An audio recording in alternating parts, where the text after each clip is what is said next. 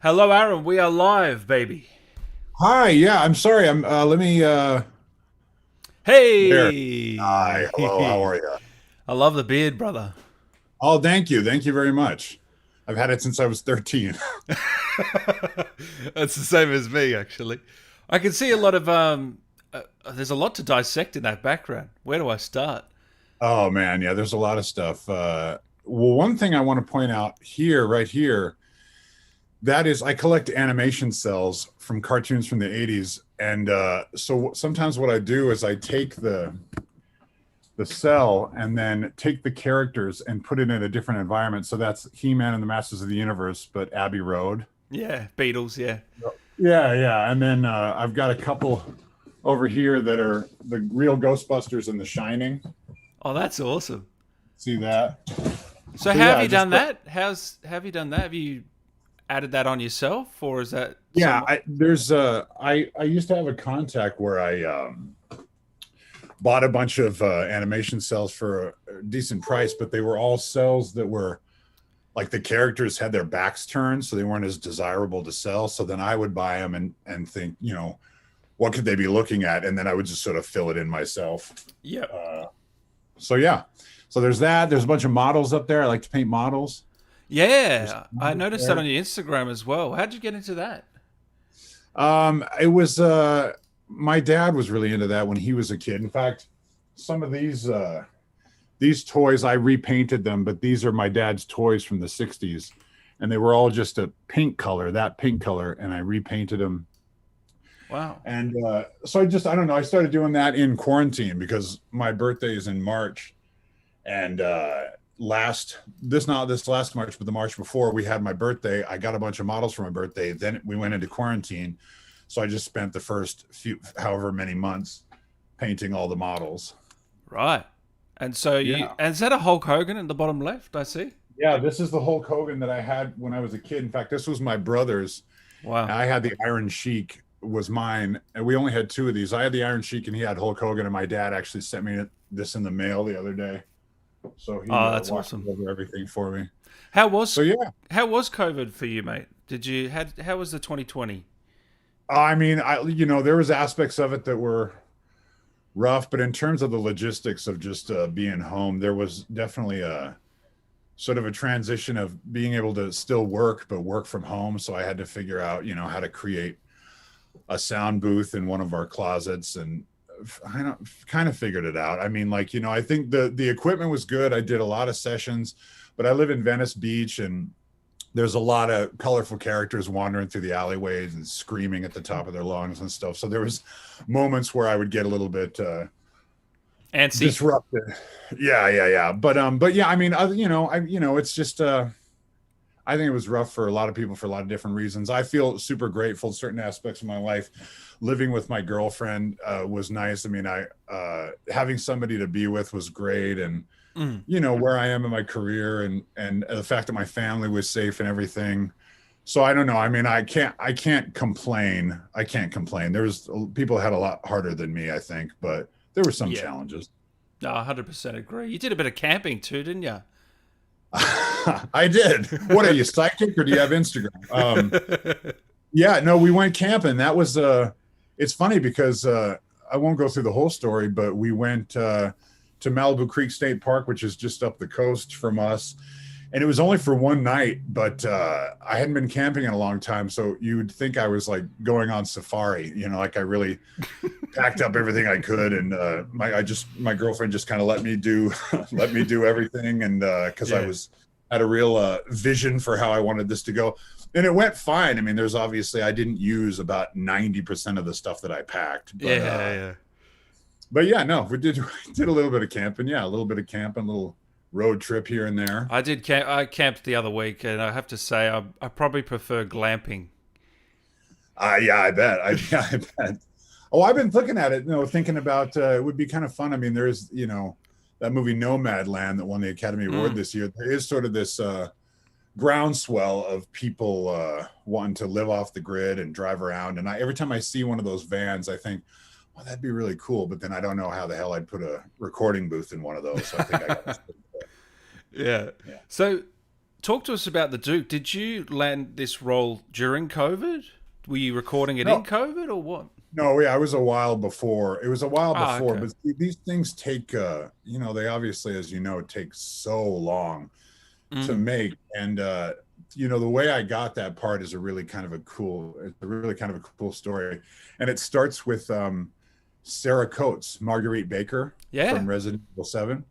You're friends with She her, and aren't I, you? yeah, she and I went to high school together.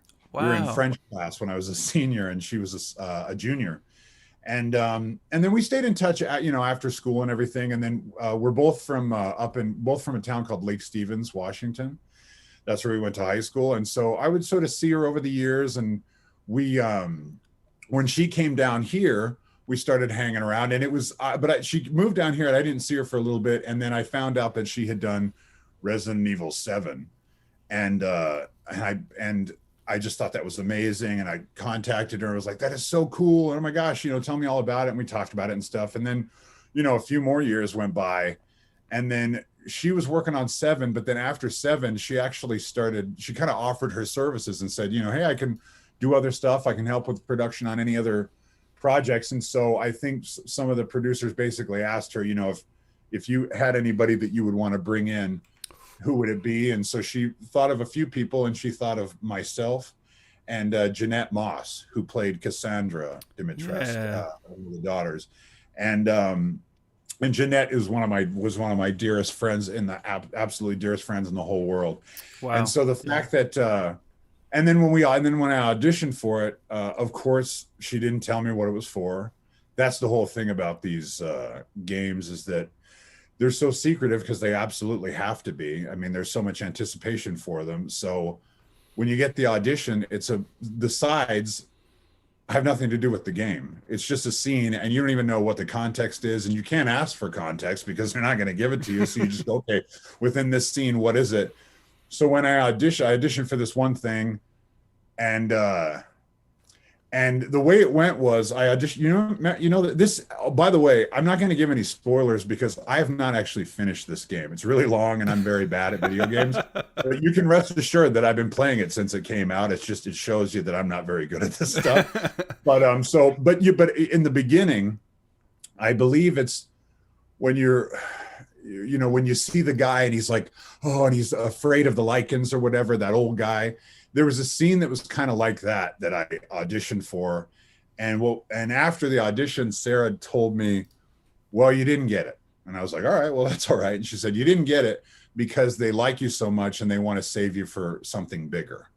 So I was like, well, I've never heard that in my life before, ever. Certainly not in my career. So shit. All right. Can I say shit, by the way? Yeah, man. Yeah, go Okay. for it. You said it twice. So but so then I didn't hear anything, and then I got another audition, and what was funny was what I prepared for that audition, what I did in that audition, Mm. based on what they instructed, was a Russian accent.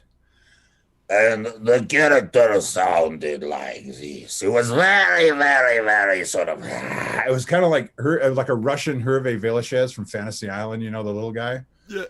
And that's what I auditioned for. And I had very Wow. expressive, because I knew it was going to be performance capture. That's one thing I did know. I didn't know any information, but I knew that. So I was trying to make faces and, how are you? And trying to make it be so that you could actually understand what the character was saying, and did that, and then got the part, and still had no idea what it was for. And it was a while before I actually found out what it was for. And when I did find out what it was for, I was absolutely thrilled, because of course the minute they said what it was for, bam, it's 25 years ago. I'm in a sleeping bag at my friend's house. We're playing the first one. We're absolutely terrified. I'm pissing myself, but I'm trying to keep it together because I don't want the other guys to know. It was actually my friend. I want to give a shout out, Matt Geisreiter. That was his name, Matt Geisreiter. Shout out to Matt. Like 6th or 7th grade or something. I was over at his dad's place, and we were playing it with his stepbrother, and scared the living shit out of me. So anyway, cut to now. It was so exciting. But then when I went in to do the first recording, I looked at the lines, and the first line I said, Mr. Winters, anyone has heard of the likes of you. And they were like, oh no. No, he doesn't have a Russian accent. And I was like, oh, okay, I'm sorry. I thought it was okay. And so I was like, Mr. Winters, anyone has heard of the likes of you. and they're like, well, Yes. no. See, it's not as harsh. It's not as harsh. It's a little bit more lilting. It's basically like having an English accent without having an English accent. So then I said, Mr. Winters, anyone has heard of the likes of you. And then that's what it became for the rest of the time. But what's funny is, and this is a little bit of trivia, and this is something that I notice. I wouldn't expect anybody else to notice this, or maybe they do. Yeah. When you're going through, when you're selling things to the Duke, or when you're upgrading your weapons or whatever, that voice is a little bit more. It's not as creepy. It's just kind of, oh, I can do that for you. And it's because that was the first stuff I recorded. So initially so then all the cutscene stuff is a little bit more sinister and a little bit more telling. All that stuff was sort of later when I had really landed on the character.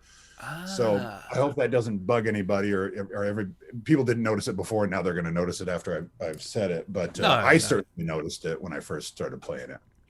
Man, you knocked it out of the park. I've got to tell you. I man. mean, this is such a cool role, and you just made it what it is. Like, I don't think you know how many. Like, the video I sent you of all the scenes is now on 500,000 views. Did you expect that sort of fan reception? No, absolutely not. Not even for a second. And part of it has to do with my own self-esteem, I think. But I think also part of it has to do with, I've been at this for about a decade or something, and doing different, it started off doing like scratch tracks where you're recording dialogue for a movie that they can use in the pre-production, and then once they go to actually record it, they throw your voice out and hire a famous actor to do it. That's how I started doing all this stuff. And then, little by little, doing some anime dubbing, getting to work on some interesting things, and sort of working my way up. But nothing that I've ever really done, anything I've ever done has been kind of a niche thing. There are certainly fans of it, and maybe fans of me, but more so it's the project is the thing that is, I've never really been sort of singled out, because the biggest thing that I've done before this was a show called Primal on Adult Swim, by Gendy Tartakovsky, and I play the voice of the caveman on that show, and there's no dialogue in it. If for anybody, maybe some of you have seen it, hopefully some of you have, and if you haven't, check it out. Check it out. See it on Adult Swim, and you can also see it on HBO Max. They have on the Adult Swim Hub, they have some of it. It's an incredible show, but there's no dialogue. So the thing is, people love the show, but it's all about the show, as it should be. The animation and the art is incredible, and I'm just kind of helping out, giving the voice. So again, not really so much singled out for that. And when it came to this one, again, I didn't know very much about it. That's the thing about, acting for a video game, especially if you're not doing motion capture, which I really kind of didn't do. I mean, I was there for some of the sessions, but the Duke is so fat, he doesn't move. He just kind of like sits there. So it's like they didn't really need to do it. Yeah. So as much as this is where all the actors involved, this is a performance capture game. I think my contribution is just purely, for the most part, just purely voiceover. So I kind of thought that the game would come out, and it would just, all the villains and all that, and everybody would be so amazing. And then the Duke would be just kind of like, if somebody at a dinner party somewhere, and they said, what do you do? And I said, well, I'm a voice actor. Oh, what have you done? Well, I was in the new Resident Evil Village. And oh, that's cool. I figured it would be like that. I didn't think anybody would single the Duke out. But what I've come to learn, and this is something I didn't realize, is that sometimes with a video game character, it depends on how they interact with the player and what the player's relationship with them is. And I should think that with the Duke, you have a relationship with, again, I'm not going to give any spoilers, but after something horrifically terrifying and stressful happens, suddenly you come around the corner and there's your buddy. And he's like, hello, how are you? And he's got that, even though the voice is kind of creepy, he's got that kind of, the voice, everything's kind of calm, and if you need some more shotgun ammo, he's there and he'll sell it to you, or whatever, you know what I mean? I think that throughout the game, a lot of the villains in it are so dynamic and so incredible and so memorable, but the Duke is just kind of always there helping the player out. So I guess I'm just lucky to get to play a character that has that function. Well, of all the characters, I think Ethan has the biggest connection with Duke in this game, doesn't he? Really? I think so. Yeah, there's a lot of people that have been leaving comments and stuff and talking about my favorite comment, and people say it a lot, and some people have actually like left it on my Instagram, is that they don't trust him. They just don't trust him. And that, I love that. I just absolutely love that. Again, no spoilers, but it's just like that distrust. The tone of that voice, I think, is what inspires the distrust. Obviously the lines too, but that kind of like telling like, well, I'm telling you the truth. Truly I am. But I'm kind of holding something back. You know what I mean? I just love that. And, you know, I'll tell you something too. I don't know about everybody else, but I'll say for me, what's so exciting is recording the voice, not really knowing the story, only knowing the context in the moment, because you're not even looking at a traditional script. You're looking at an Excel spreadsheet with sentences on it. Out of context, when you look at it, you don't know what you're. So with every line, the production people in the production direction, whatever, will come in and give me a little context for that line. And so you go, okay, I know how I'm supposed to say this line based on this context. But then as soon as I leave, I have no idea. They say, don't tell anybody, Aaron. Don't tell anybody. If you tell anybody, this is going to be a big deal. This is an NDA, and they're very serious about that. But the thing is, I couldn't tell anybody if I wanted to. I mean, I understand I'm serious about it, because it would be horrible if information got out before. But I go through, you know, people are like, well, you want to give me any spoilers? I'm like, no, first of all, no. And second of all, I have no idea. So now I'm playing the game, and I can guarantee you all, I'm having the same experience all of you guys are. Hold on. Like, So do you know the ending? No, absolutely not. That is insane. That's why, and I'll tell you something. It's been, you know, it's only been a couple days since the thing came out, but people are, of course, done with it. They've played through it. And there's little comments that people are making that I'm like, shit, I gotta like not look at the comments because I don't want to get any spoilers. But I think it came out this last Friday, and on Saturday, some kid sent me a message or a comment saying like, yeah, I just beat it with only knives, and I did it in like 2 hours or something. I'm just like, who are these people? I mean, everybody's got to be good at something. I mean, that could have been me, but I didn't send the message. These people are really fucking good at this game, and I just feel so feeble. I promise you, I'm playing it on casual, and the enemies. It almost seems like the lichens are just kind of like not attacking me. They're just like going like this. Yeah. And I just blow their heads off or whatever. So maybe I should up the difficulty level, but I think I don't know. It's just so cool. I've got so many questions to ask you. Just quickly, Noctober Super Chat here says, where's Primal Season 2? Well, I can't really talk much about that, to be honest.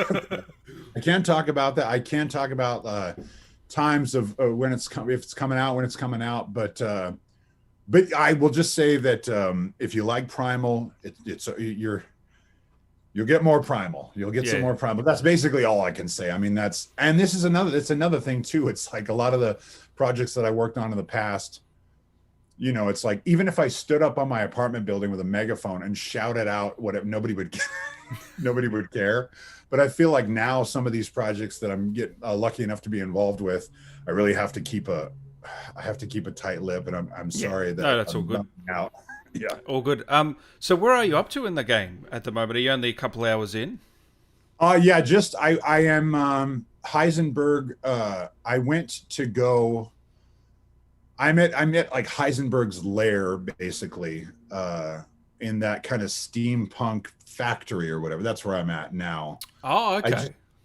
So I guess I'm not like right at the beginning, but I'm, you know, because I had already done well, again, I don't want to give any spoilers out, but yeah, so that's where I'm at right now. I mean, I should think maybe I'm about halfway through, but that's another thing, is that I'm also not very good at sort of gauging how long these games are. A lot of times when I play them, I'll just kind of sit down and I'll be like, you know, girlfriend's out doing something, The dogs are fed, everybody's fine. I'm going to sit down for like 3 hours, and I go to play, and then suddenly credits roll, and I'm like, oh shit, okay, the game's over. So I think it'll be a surprise when this game's over. I don't quite know how long it is, or how long did you I spend? I spent 10 hours first run through, but I think you've only got about 3 hours left or so. So you could Hmm. probably knock it out in a session if you had time. You're I mean that getting closer. she's going out for a birthday party with her friends. So I think tonight is Tonight's the night. tonight's the night I'm going to make a real dent in it. Yeah. How are you finding the game? Because it's now come out that it's the fastest selling in the history of the series as Wow. well. Yeah, I love it. I love it. I think that it's sometimes it has to do with I'm not certainly not an expert on this stuff by any stretch of the imagination, but I have my own criteria. And I think for me, usually with the game, the criteria for enjoyment for me is variety. Variety of enemies, variety of weapons, variety of things you can do, variety of locations. So of course I loved Far Cry, like the Far Cry Mm. series. I love Red Dead Redemption, all those games. You know, just the so and I loved Resident Evil 7, but that one was more cerebral. And as far as Mm. enemies go, there wasn't too much of a variety. I mean, of course, there was like all the family, and then there was the different monsters that you saw, but that was more of like puzzles and mazes, and actually, it scared me a little bit more. To be honest with you, it scared me more than this one. But I what I appreciate about this one, I mean, even just in the very beginning, it terrified me, to be honest with you, like walking through the dark and stuff like that. And I'm just like, oh God, what's going to jump out? What? Come on, where's the Duke? Where's the Duke? The Duke finally. And then that part that's kind of almost like an Indiana Jones type thing, where you're going through the caves and all the Yeah, Lycans are yeah, chasing yeah. after you, and it like that. It was just so exhilarating that those two aspects in the beginning of the game, I think, really set the stage for what the game is. The scary stuff and all of the just it's an adventure. I mean, it's an absolute adventure. So I think that's why I'm not going to say I like one better than the other, but I love because I replayed the seventh one leading up to this, and so it's kind of cool to play one and then play the other and kind of see that like it's not like that. I mean, obviously every game is an improvement over the previous game, but I think this one just kind of adds. It has what I loved about the first game, but then of course it adds in what I loved about some of the previous games too, which I think is the general consensus of a lot of people that it's like 4 and 7 together. Yeah, yeah. Oh, I tell you what, I just had such a good time with this game. I've been recommending it to everyone, and it's thanks to you and some of the cast. I know you mentioned you knew Jeanette.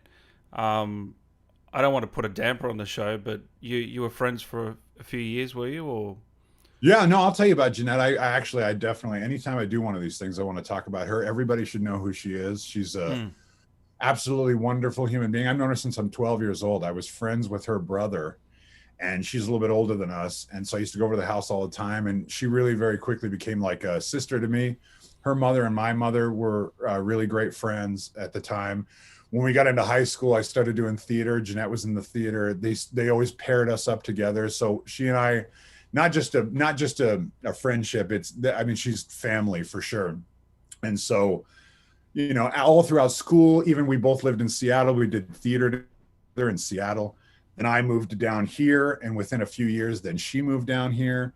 She struggled with Crohn's disease for a long time. But then in the recent years, she was able to get into remission.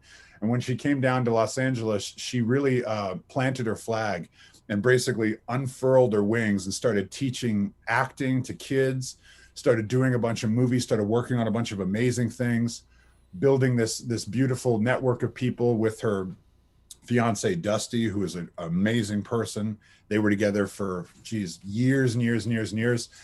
And so then right at the beginning of the pandemic, got news that she had colon cancer, and then that was it. And then a year later, she passed away, just like a couple months before this game came out. mm. So of course the game is a wonderful, sort of milestone and kind of a family affair, because you've got Sarah and you've got Jeanette, and Jeanette and Sarah knew each other.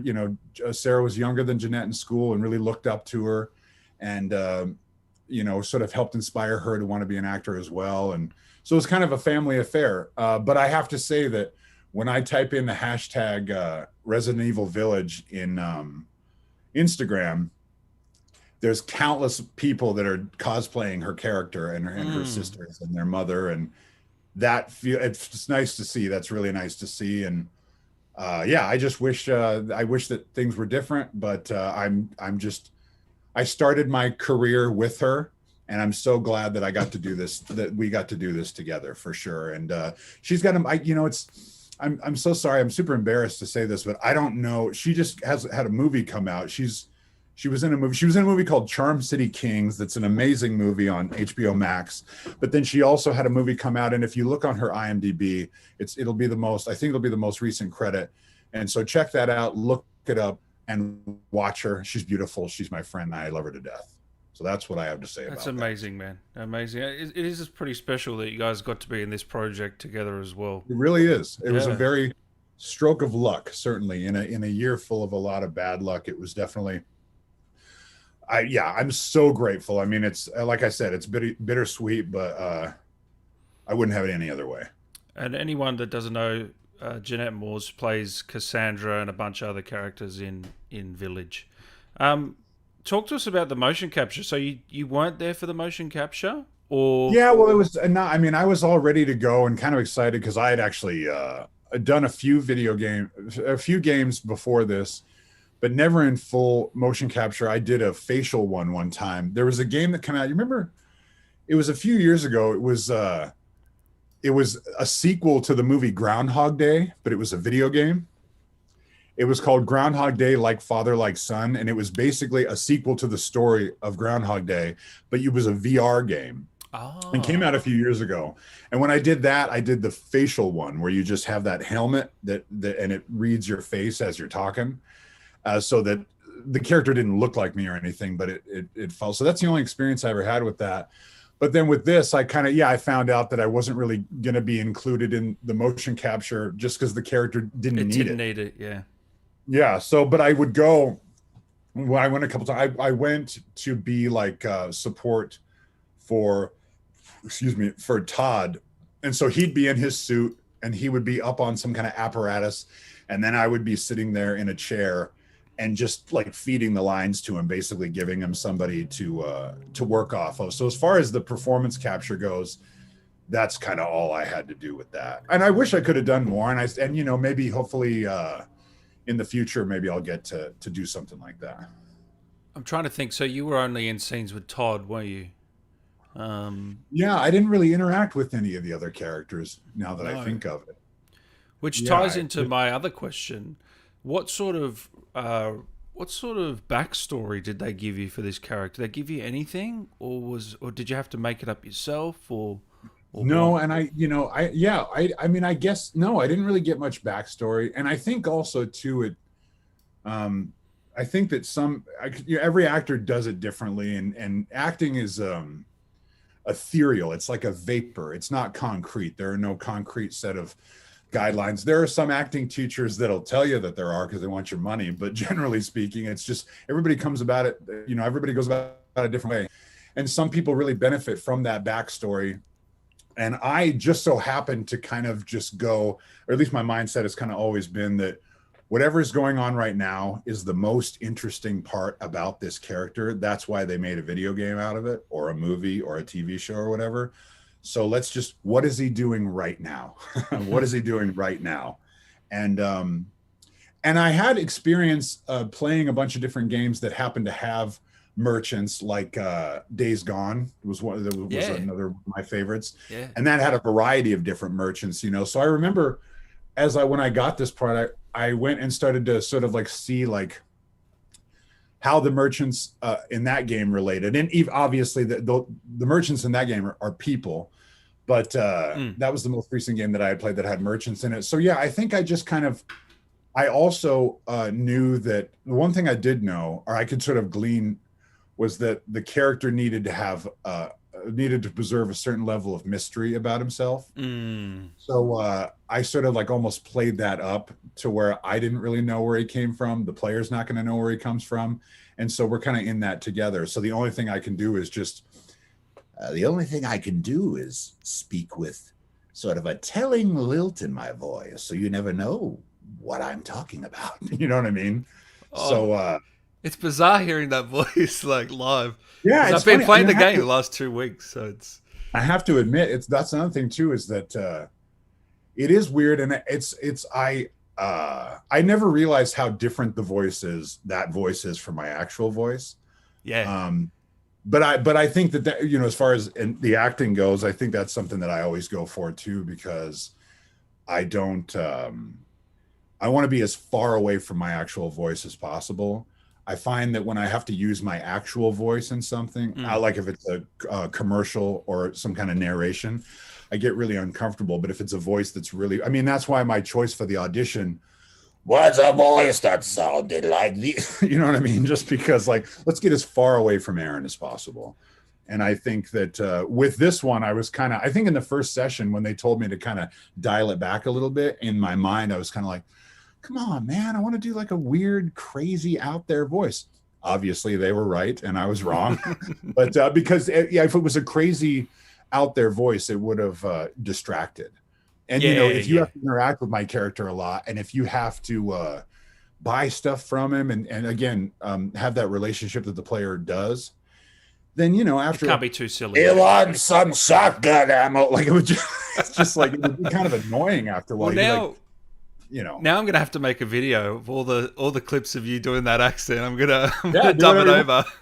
Sure, yeah. If you want me to do your outgoing voicemail message, and that I'll do that too. Mary here says, "How did it feel reading out the voice line explaining Rose and the Flask without knowing the whole story?"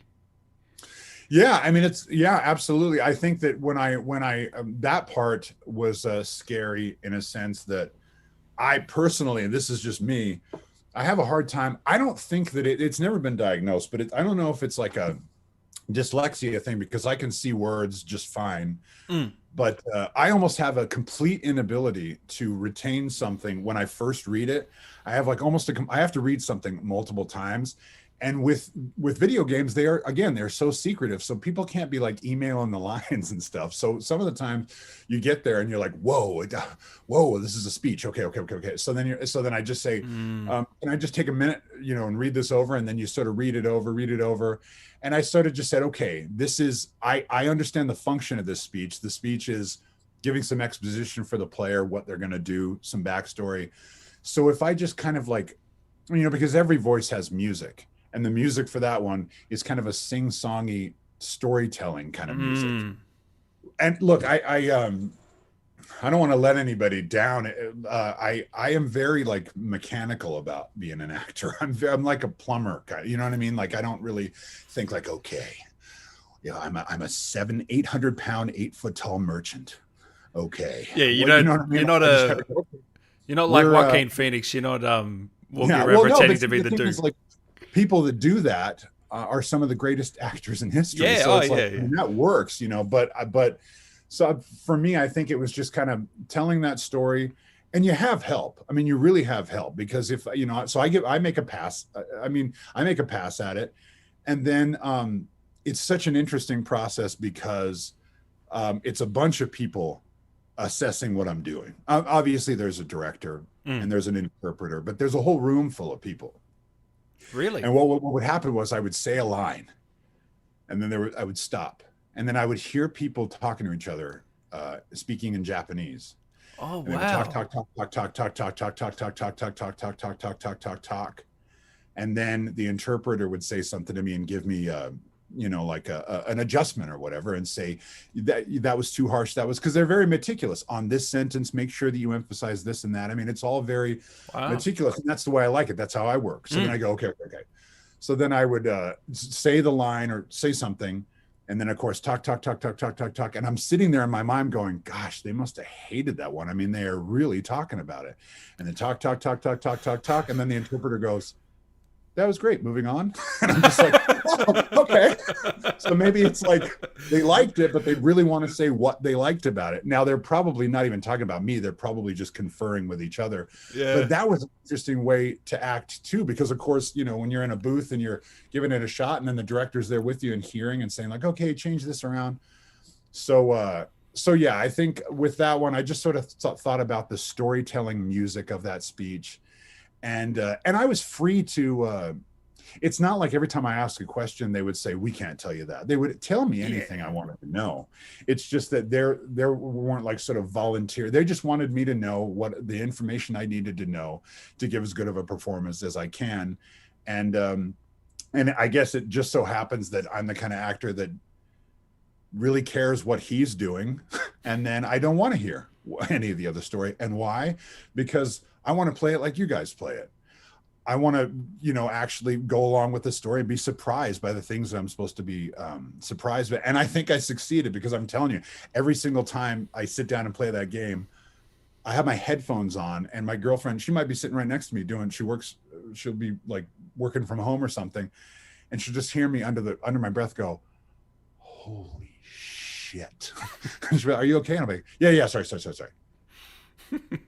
Oh my God. Like, you know, I'm just surprised at every turn, and I love it. I wouldn't have it any other way. So was that a one-er? Was that a one take, or was that broken up, that speech? Oh, I don't know. You know, when I was listening to it, You can't tell? I can't tell, because usually when I do it, if I do like 5 takes of it, the first 2 takes of it are just absolute garbage. And then the third take, I get through it. The fourth take, you know, I'm okay. And then by the 5th take, I've said it all the way through. But I think that sometimes in a big speech like that, what I do is the first thing I do when I'm assessing it is, where are the pauses? And I'll take a decent pause there. And I just take the liberty of doing that. I just pause and then keep going. And I give, because I feel like I'm trying to give them the opportunity to cut it together. They can now, always edit it, whether or not they're going to do that or not, that's their thing. Because, you know, when people ask me, you know, how did you like come up with that character? And I say, I just did what they told me to do, because they came up with the character. They designed the character and they wrote the lines. So they just tell me what to do and I do it. And if you're a good actor, then in addition to doing what they tell you to do, you also have something to bring to the table, and they can say yay or nay if they want. And if they say nay, don't get in a twist about it. Just do whatever they want you to do. I mean, that's what I think an actor should do. And that's what I think an actor does. And actually, when I was a little kid, about 9 years old, I did a play with my uncle, the first acting thing I ever did. And I think that he told me this, maybe partly because I was 9 years old and I just, they didn't want me screwing around. So he just said, whatever you do, just do what the director tells you to do. Yeah. And I took that to heart, and I still do that to this day. Was it weird though, having Japanese translators around and people from Capcom or Resident Evil or wherever that, like, is that a different experience from your usual animation and the other games you've done? Was it weird? Yeah, absolutely. It was an absolute different experience, but I knew even in the moment, I was like, this is valuable, because this is uncharted territory. And my intention is to continue to do this work. I hope to continue to do this work. And so I was like, okay, you know, I've never had this experience before, but this is definitely an experience that I'm sure a lot of actors have when they're working on a game. So I was actually grateful to have the experience, but also the people. I mean, I didn't really get to meet too many people, sort of, because we did do some of the recording in quarantine. So obviously it was like, you know, we had to make sure that there weren't too many people in the room.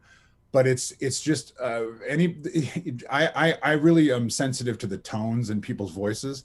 So I didn't really know what they were saying, but to hear the tones in their voices, they're all just these like really sincere, kind, patient people who are mad geniuses, just wild geniuses. Crazy, I mean, yeah. Just looking at the design of the game, looking at the design of the characters and the writing, and amazing. it's crazy. But then these people get on and they're talking and they just sound like these really nice, cool, chill people who are just absolute geniuses, and they let you be in their project and just kind of doing your thing. And man, I hope you get to come back.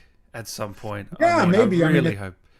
yeah, I mean, I think that one of the things, it seems that they're really about variety. So yeah, I mean, if who knows what the next one's going to I be? I know mean, it's yeah, it's but crazy. I mean, and who knows when it's going to come out? But I mean, I'm not even finished with this one, and I can't wait for the next one.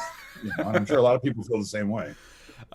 Kay Harper here says, I have a question. How long did it take to record the Duke's voice and script? So maybe how many sessions, how many months was Yeah, it across? it's funny. I don't know. I mean, I don't know if I think back, maybe like 6 or 7 or something like that, but not like in the booth all day. I mean, only in there for like a couple hours. Yeah. So it's funny because, again, even when I got the part, I didn't know how long it was going to be, how long we're going to work. But that's another thing about working in a game, is keeping it consistent, because you go in there and you record something, you do the voice, and then you go back to your life, and you go about your life, and you do whatever you're going to do for like 3 or 4 months. You're just doing your thing. And then randomly one day, when you are afraid you're never going to work again, suddenly an email comes in and says, hey, there's more Resident Evil Village to be recorded. So you go in, and as I'm driving there, I'm like, Ethan, like trying to remember what the voice sounded like. And, luckily you go in there and they play you some reference of what you did, and you're able to snap right back into it. Yeah. But, so yeah, it was just, maybe like 5 or 6, maybe 7 sessions over the course of however long, and over the course of a few years. And so, yeah, it was, and then I also think too, I don't know for sure, but I think when I first went in there, I think I was told, I might be wrong about this, I hope I'm not, but one of the producers said to me, because I went in there and did it, and then she called me up later on and said, they really like what you're doing, and I think they're going to add more in. They're going to add more lines, and it's going to be more of it. So I think that for me to be involved with it a little bit more than I was kind of an afterthought. I think that the Duke, I don't know for sure, but I think that the Duke was going to just be kind of stationary in the, like, by the graveyard. But then you notice, of course, when you go to some of these levels, I don't know if you call them levels anymore, but like these certain stages, certain boss fights, you'll come around the corner and you'll see the Duke. And what's funny is, when I first started playing it, of course, I come around the corner and I stopped because I was in the woods. I look off, you see the castle, and you see the Duke's carriage. And I was like, oh shit. Okay. Content. Let's make some content, Aaron. So I go out and I get a tripod, and I'm like, this is what I'm going to do. As soon as I'm going to turn up the TV, and as soon as the Duke comes out, and I'm going to get my reaction, and as soon as the Duke comes out, I'm going to look at the camera and say something funny. Well, I get it all set up, and I'm going around the corner, and as soon as the Duke comes out, I suddenly I stop, and I just smile, and any and all like dicking around just drained out of my body. I was just like, holy crap. And I got that moment on film, and when I watched it back, I was like, oh well, shit, I should post this then. That's like on the your very Instagram. Yeah, if anyone wants yeah, to see the very it. first time that I see the Duke. Yeah, links Did I in the answer your description. Yeah. I'll get it up now quickly. It is Duder 3. Duder 3, yeah? Oh, Duder 3. Yeah. Oh, yeah, my Instagram. Yeah. Yeah.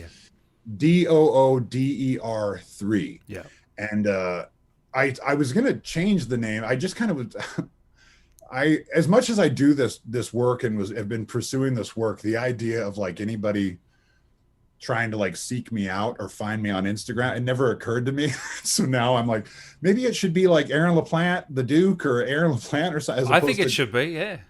Yeah, so I don't know, but the thing is, I forgot my Instagram password, so I don't know if I'm gonna do it. So as it stands now, I'm not that active, but it's DOODER 3, and sometimes I post pictures of my dogs, and I don't have any kind of cameo or anything like that. I mean, I don't really even know how to go about that stuff, but maybe in the future I will. So I'll put that stuff on Instagram, but I don't have Twitter or Facebook or anything like that. Maybe I should see. Look, I'm very, like I said to you, and when we were messaging, I'm very ill prepared for this stuff. But keep an eye out. Something's happening. Keep an eye out. Yeah. There's plenty of lines in here that people keep quoting.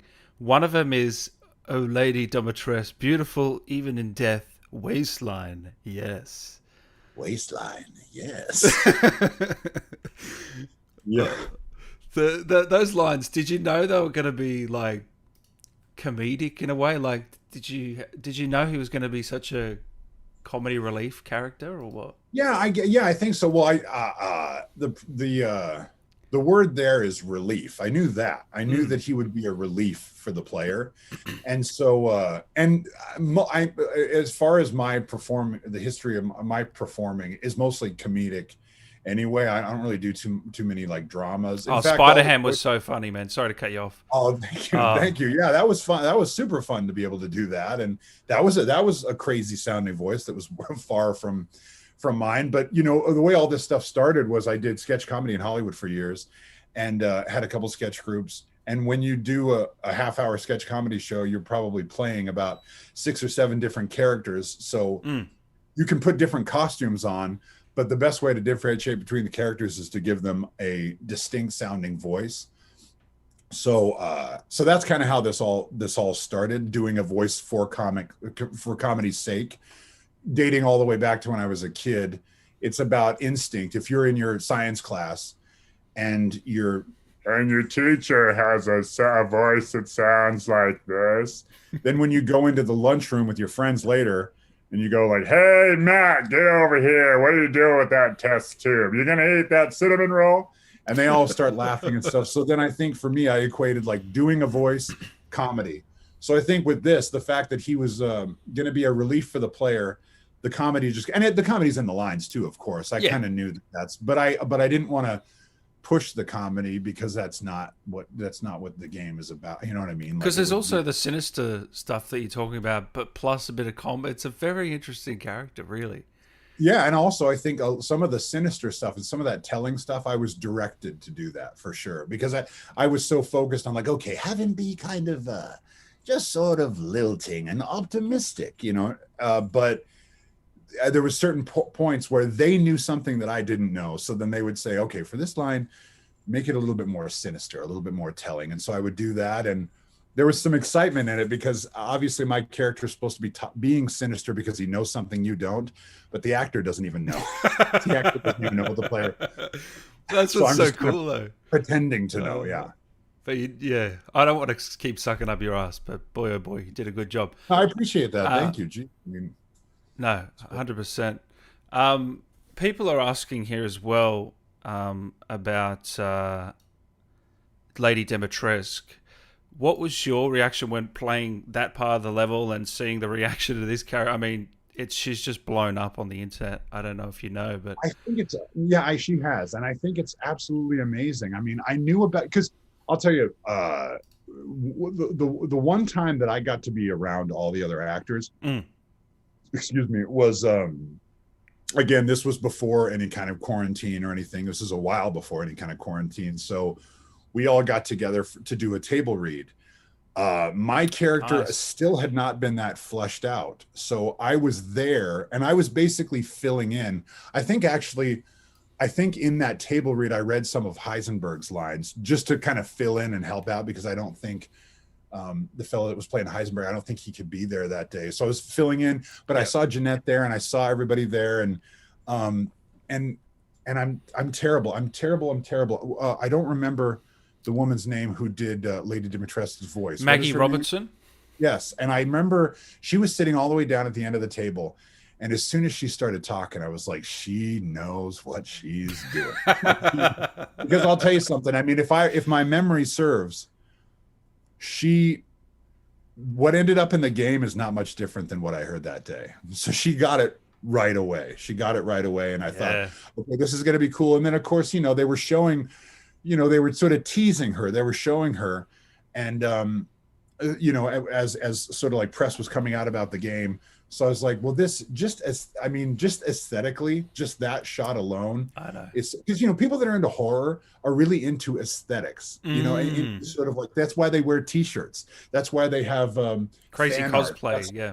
yeah, that's why they have action figures and stuff, because they're just really it's very visual. So seeing that character, I think I knew right away, and then seeing the daughters, Jeanette's part, and the other two actors that played the daughters, um, I was just like, oh, the people are just gonna eat this up. I mean, especially like I said, there's already cosplayers, and that stuff just tickles me. I just think it's absolutely amazing. People dressing up like the characters, that level of enthusiasm is amazing. Have And you seen a so Duke cosplay yet? no, I haven't seen a Duke cosplay, but I think the thing about the Duke is that it's kind of It's a tough it's one. hard. He's so big, you know what I mean? So it's kind of like I think I'll be interesting to see, because I've never really had that experience either. The only time I saw on Instagram, there was a guy who is like an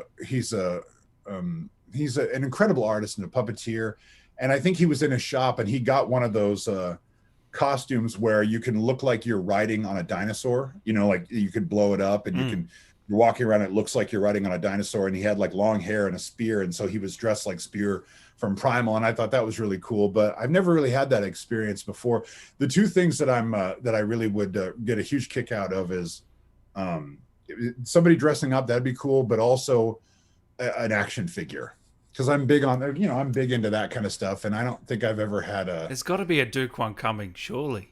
It's Yeah, some I capacity. sincerely hope so. The major one, I have to say, if I could share a dream with you guys. Yeah. I'm from Lake Stevens, Washington, but I was born in a town called Everett, and my dad and my brother and my nephew, they still live in Everett, and Everett is the Funko headquarters. You know those Funko characters, Funko Pops. Yeah, I've got a few here. Yeah. So, and it's amazing to go there. But my family, because it's sort of like a regional thing, obviously it's all over the world now, but my brother had this incredible, still does. I mean, I think he boxed them up because he's got a lot of really like valuable ones, but he had this huge collection, and my nieces love them. My nephew loves them. My sister even loves them. My dad he has a big collection of all the Universal Monster ones. So if there was ever a Funko Pop, I don't think there's going to be one of the two. Surely. But hopefully in the future someday, I hope that there is one for one of my characters, because that would just be, I don't know. I feel like it would. There's just something cool about it being from where I was born, and I don't know. I think that'd be cool. I could easily see him doing a Lady D, Duke, Heisenberg. Absolutely. You could just easily see it. Yeah.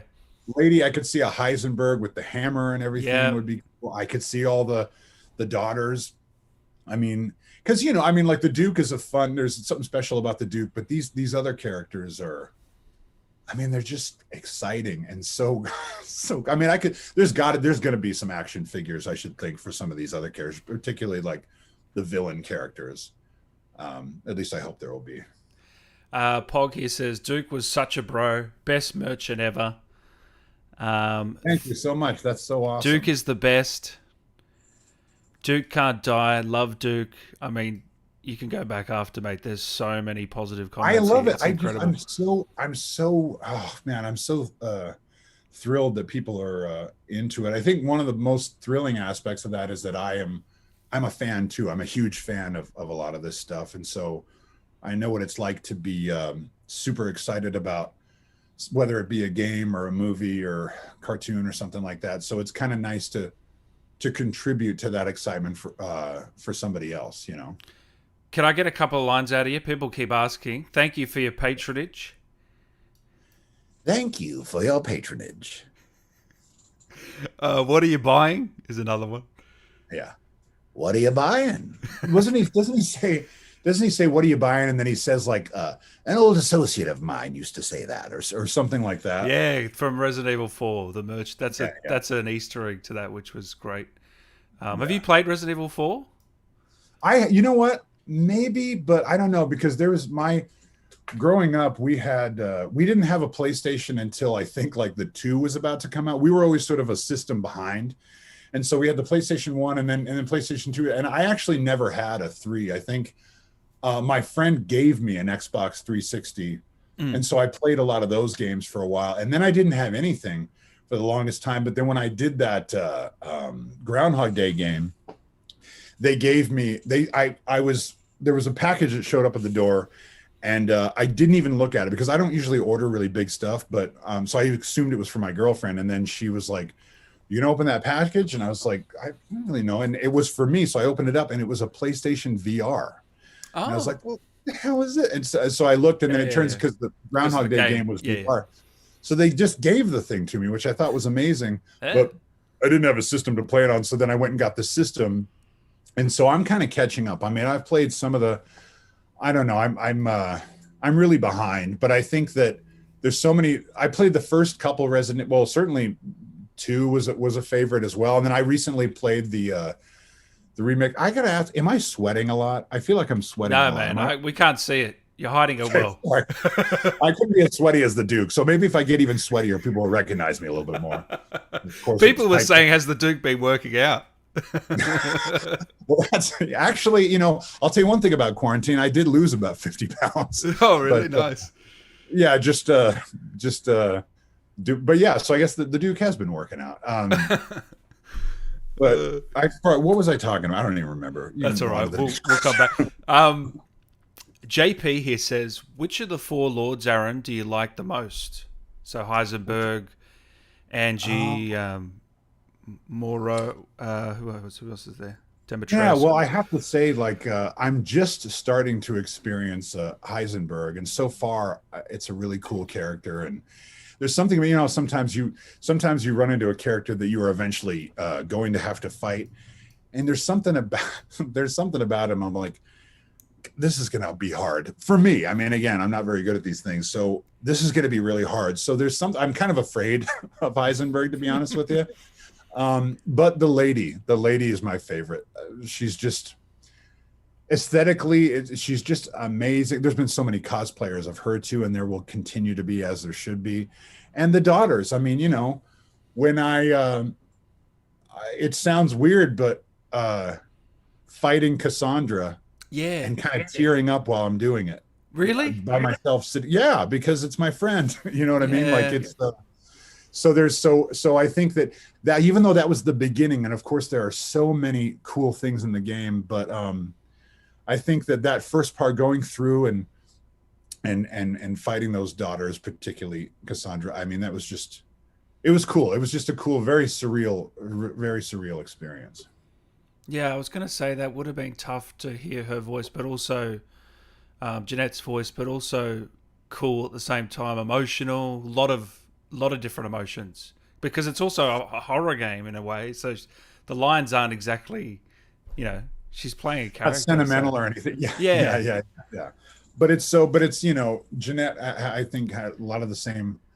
She was real big, you know what I mean? Like, and she could totally be subtle, and there's a lot of proof of her doing that. But like when we were in school together, we were real big, just chewing the scenery, just going for it. And I think that I am still like that, and I think she was able to kind of go back and forth between totally subtle and emotional, and just absolutely bonkers, ridiculous, crazy. Which the best actors are the ones that can do that. So yeah.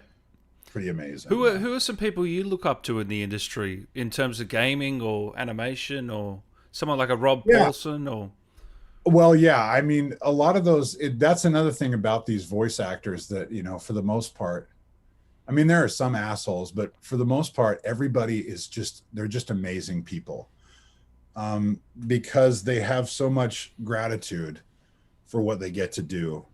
And not only that, but the work that they do, particularly cartoons, they're very meaningful to little kids, and they become meaningful to when those kids grow up.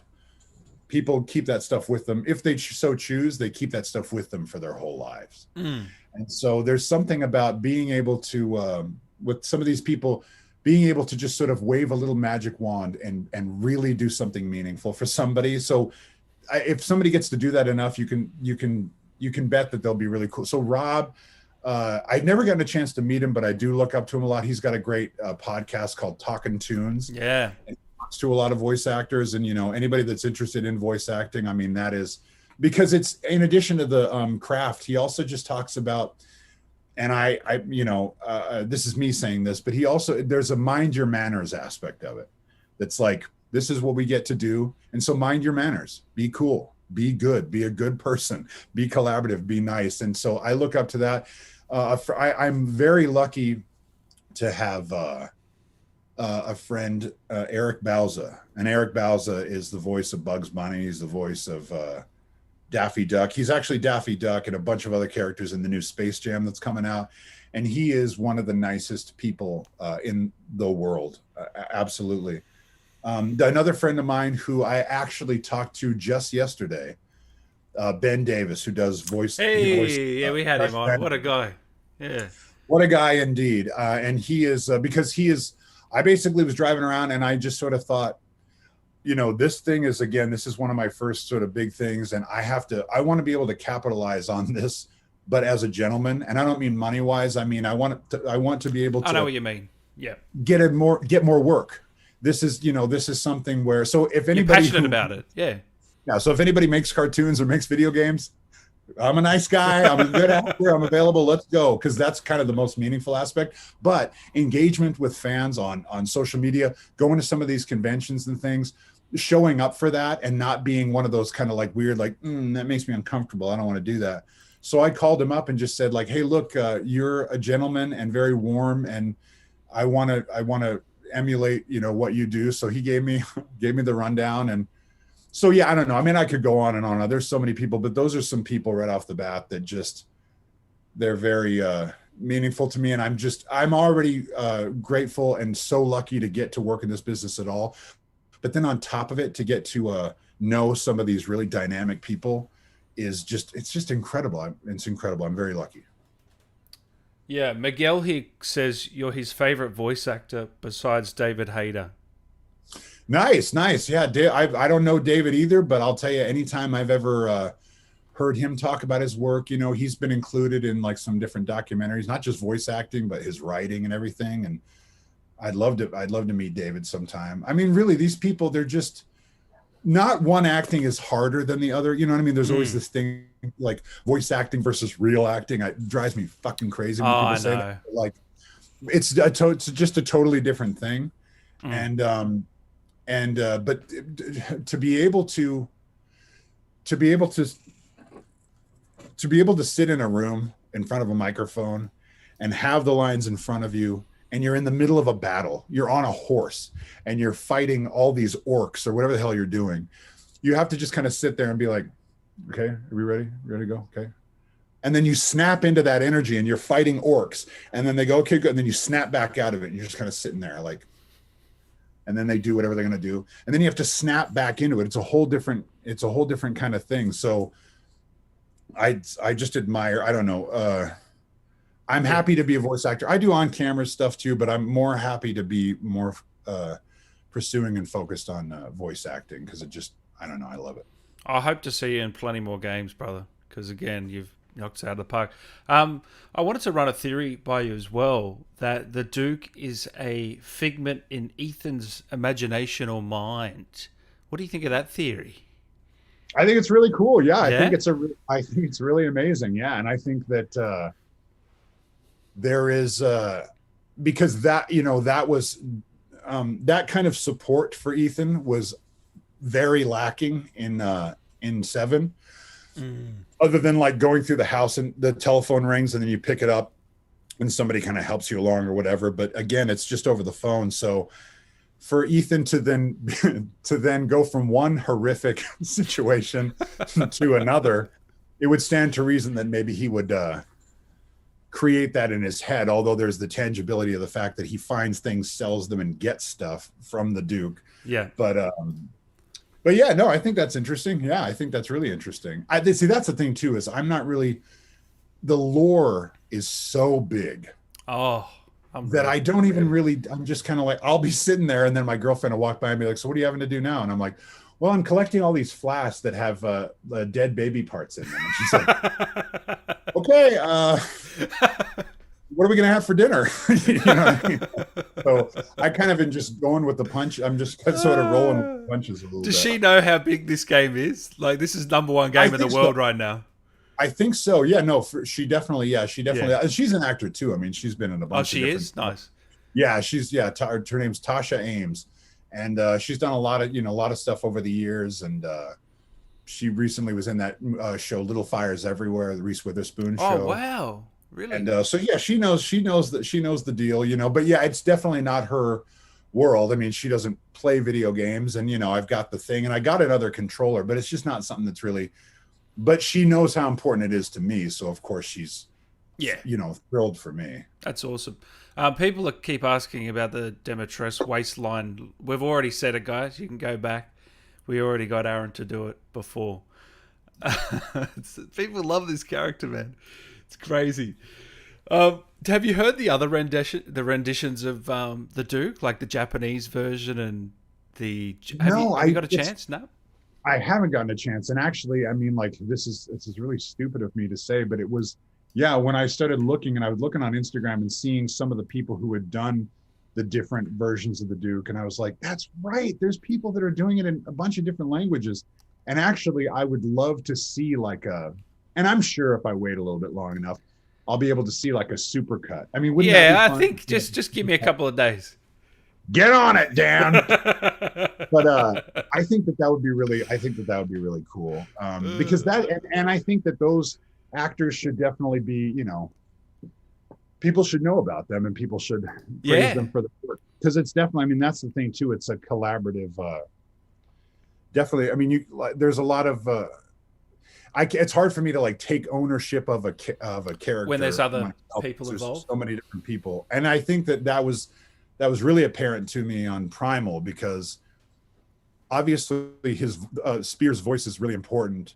It brings the character to life, but the acting, half of the acting is in the hand and in the stylus of the person who is animating the character and storyboarding the character. So so yeah, it's cool. Collectively, yeah, I would love to see a supercut of all the different languages. Yeah, 100%.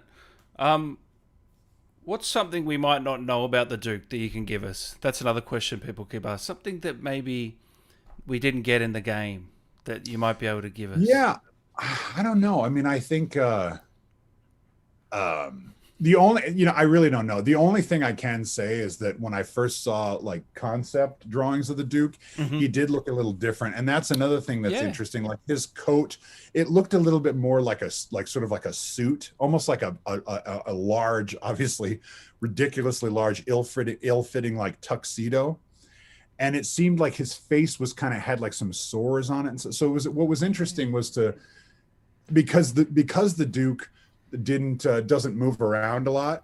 Yeah. He was kind of, the design was a little bit more fleshed out. So when I was recording it, when I'm doing the cut scenes and stuff, I didn't see anything, but there were these sections where I would, if you notice, when you're not engaging with the Duke, if you're just standing next to him, he can do if you're just standing next to him, yeah, he'll kind of move around a little bit. He'll flick some cigar ashes on his leg and they'd be like, oh, well, whatever.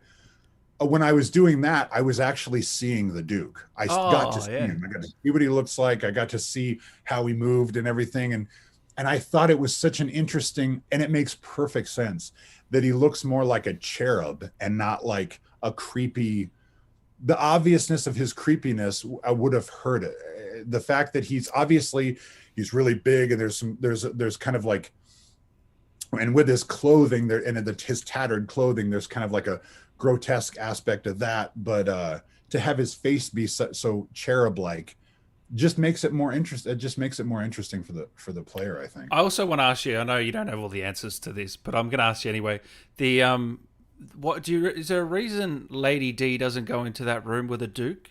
You know how you can, is it just a gameplay mechanic, you think?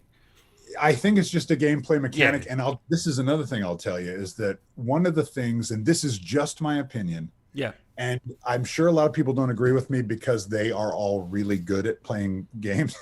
But there's certain things, and it happened a lot in 7, where I would continue, you know, sometimes a game, of course you're supposed to solve puzzles, but the game kind of leads you in the right direction. If you've forgotten something, it will sort of like make it so that you go back and get that thing. Mm-hmm. But what's interesting about Resident Evil is that sometimes, like, if you miss something, it'll kind of let you miss it, and you can go kind of far before you're like, oh, I'm supposed to have that. And so then you have to kind of go back and get that thing. So in the castle, I saw the Duke outside, of course. Then I go in there and I'm doing the thing. And then I remember distinctly, I did see, well, in some of the footage before the game came out, the Duke is in the room and there's candles everywhere and it looks like it's in the castle. So I went through the whole thing. I fought the lady, I fought her daughters, I did everything I was supposed to do. I went up on the roof, I did all that stuff. And then when I came out, I stopped and I was like, I didn't see the Duke. I just didn't see him. No way. I got through that whole thing and didn't see him. I didn't even see that part. The only time I've ever saw that part is in your video. Oh, no way, really? And I thought that was interesting, God. but I think that's an interesting aspect though, is that like that it doesn't, even on casual mode, even on the easiest mode, it's up to you to explore every room you go into, because that's another thing that I love about the Duke's function is that when you go into a room, because you can sell stuff to him, it's incumbent upon you. You have to search every single inch of the room to find stuff that's either useful or something that you can sell to the Duke. So I think it kind of forces you. And if you don't do that, you will miss out on stuff. Like I missed out on seeing the character that I got to do the voice for. Oh my God, I can't believe that. But I guess, yeah, that makes perfect sense. You might not walk into that room. You might think it's locked, or you might not see it. Yeah. Well, you can rest assured that. Sorry, there's a garbage truck going by. I don't know if you'll hear that, but I'm gonna play it again. Yeah. And again. I mean, I'm certainly gonna play it again. I mean, that's another thing is that like, what's so exciting to me, and this is kind of obvious. This isn't groundbreaking, but movies and TV shows are not going anywhere.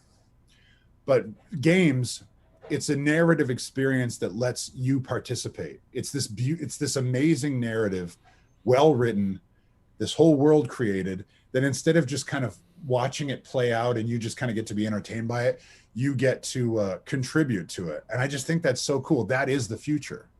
Movies and TV shows aren't going anywhere, but to be able to think 20 years, if this game looks like this does now, what about 20 years from now? What is it going to be? You're going to be sitting in your room and you're just going to be like, honey, I'm going to go vanquish some orcs. Okay, have fun. And then I'm an elderly man and I put this thing on and I'm vanquishing orcs, and then I pull my shoulder out and I have to go to the doctor and say like, we got attacked by orcs. Okay. What do you want from me? That's what it's going to be. It's going to be, the playing is just going to get more and more and more and more.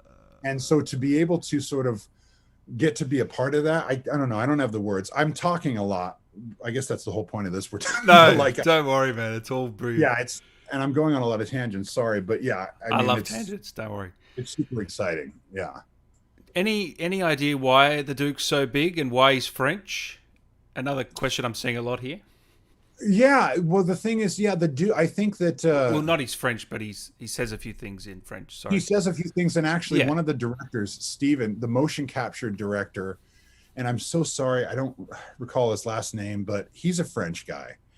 And I remember distinctly saying the lady Dimitrescu, her name, and feeling in that moment, feeling very nervous because there's one of the directors is a French guy. And he was actually, I think in one of the sessions, he was actually in the room watching me.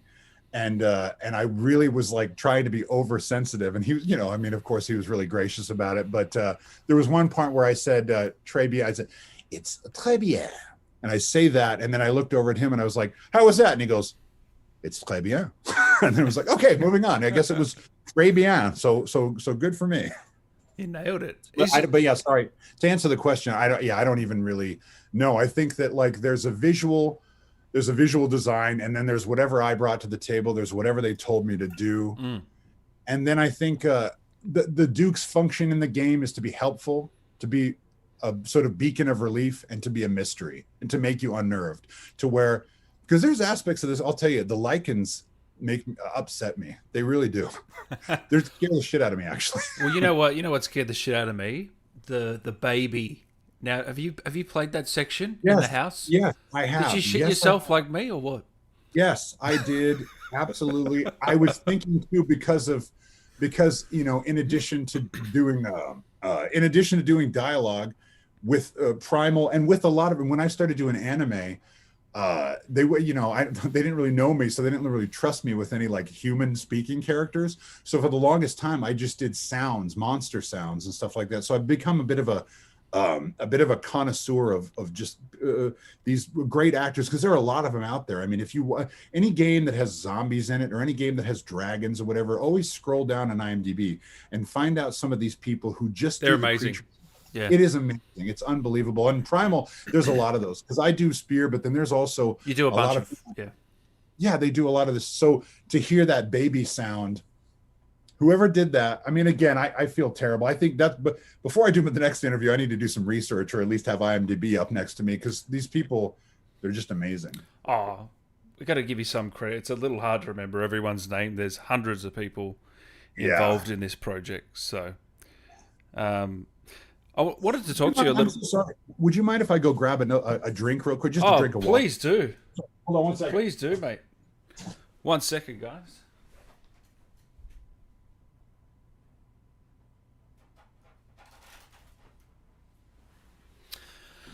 Keep your questions coming in, guys. We will be back in a second. Okay, sorry. All good. You got to get rehydrated, brother. You all good to keep going? I didn't give Absolutely, you time. yeah. I don't have anything going on. I'm good to go. I love talking about myself. I love it. So let's keep going.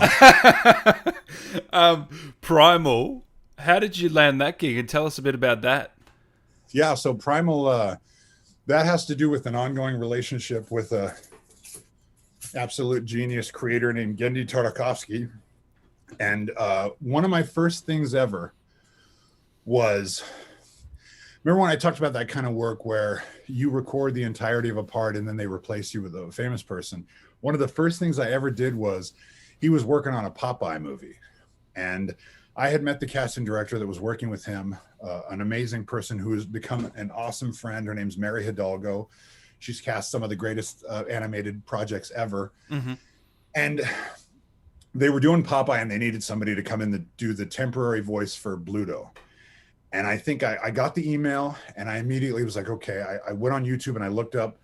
And Bluto kind of talks out of the side of his mouth, and he's got kind of like a really sound to him.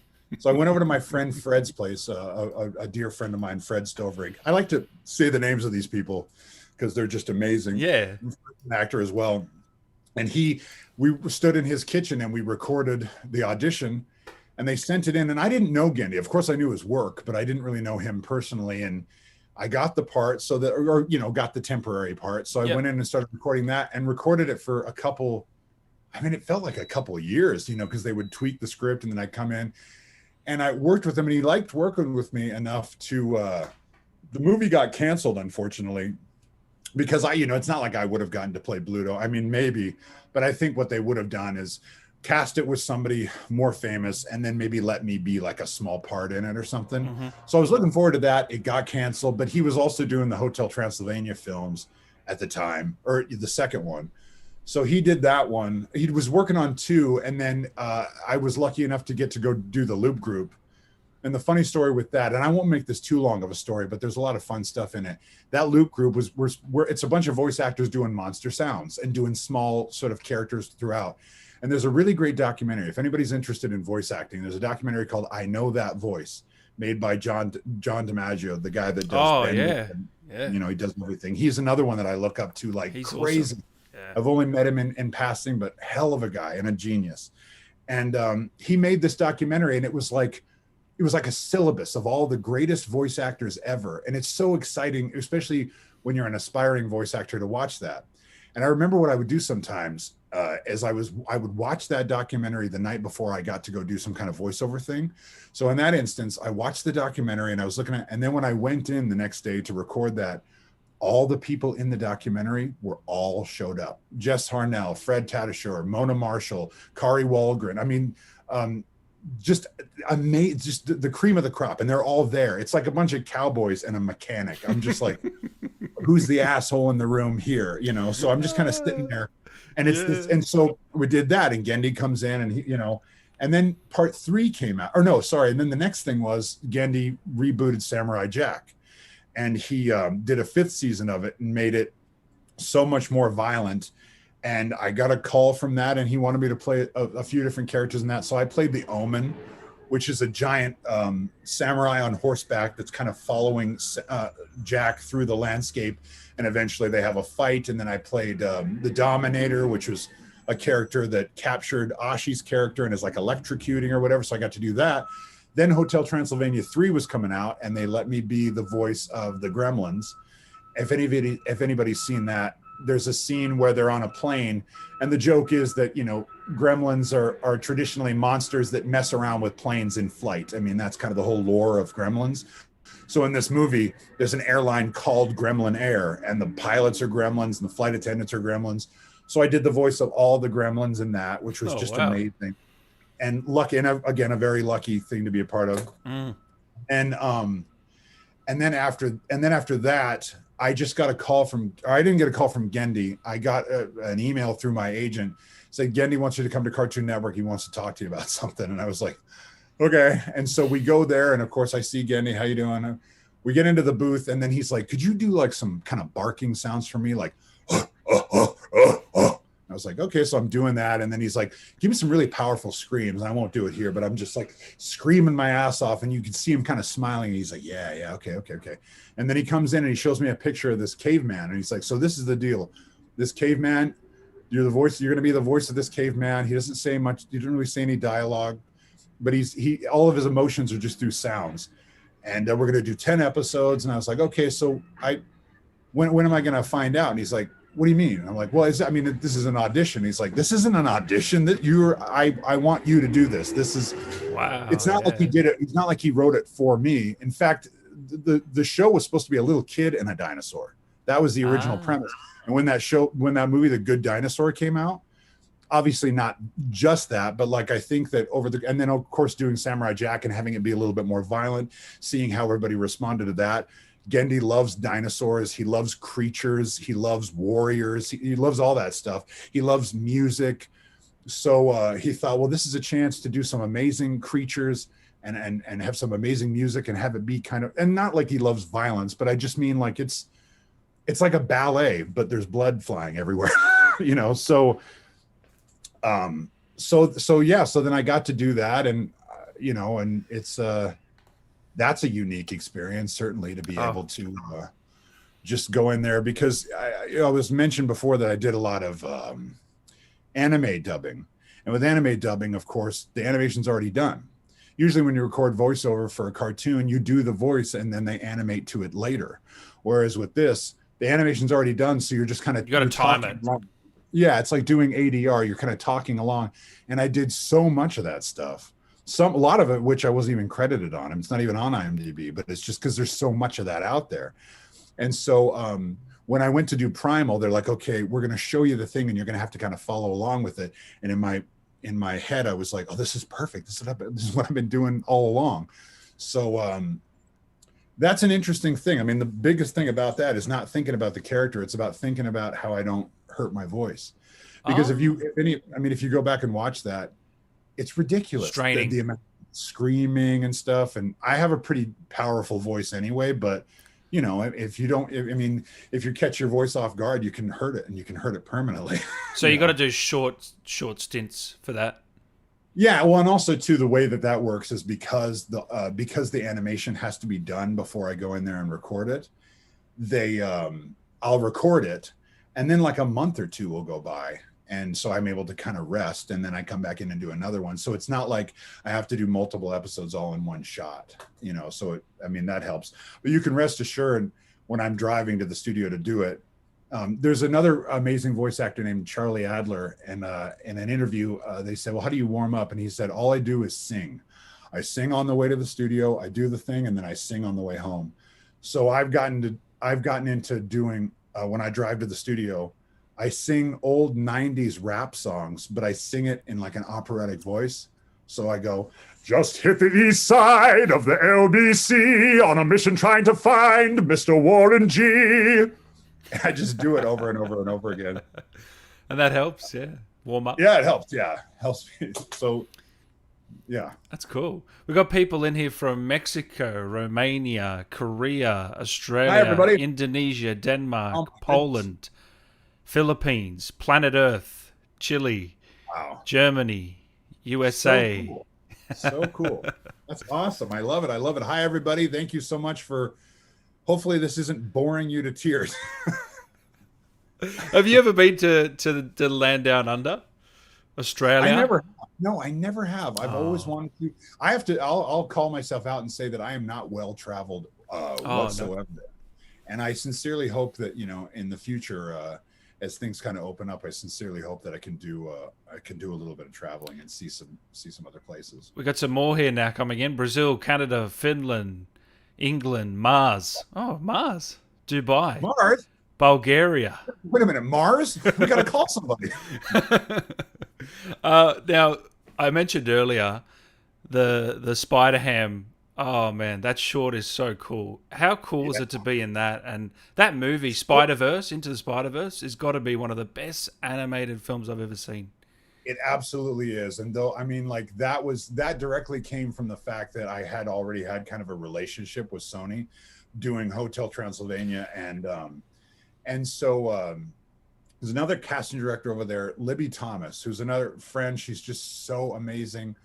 And actually, she and I were in a sketch group together.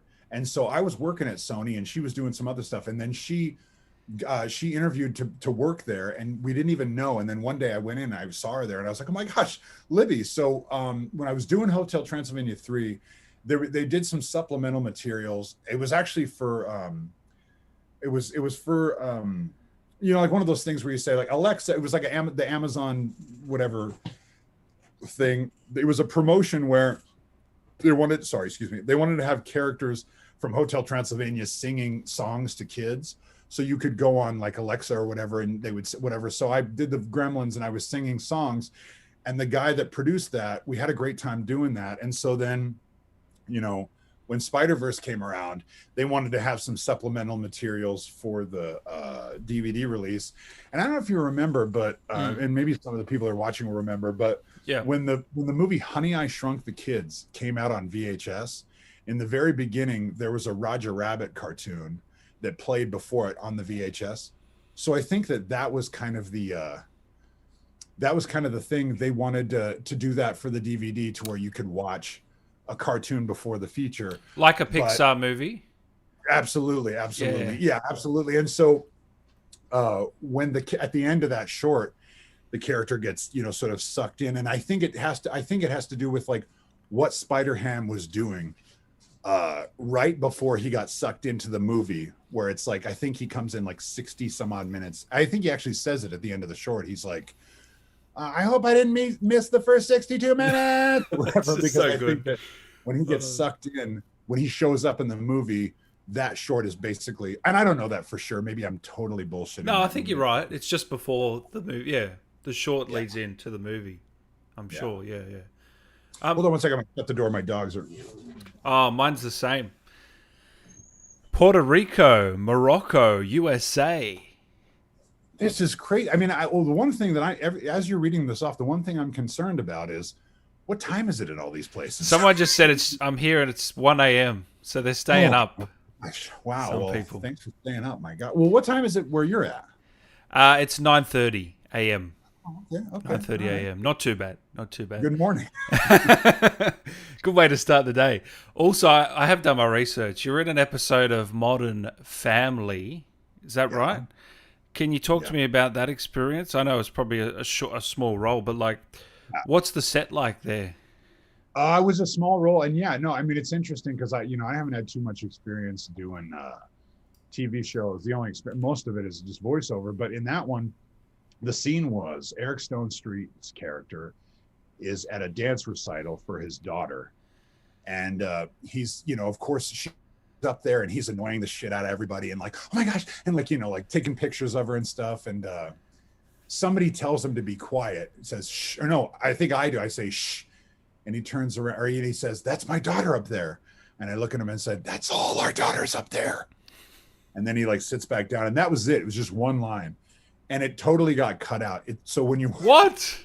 so if you watch the episode, he's looking at his daughter and he's all excited, and then it cuts to the camera does a reverse on him, and you see me in the background, and you can look at my lips. I'm like poised to say something, and then it cuts away.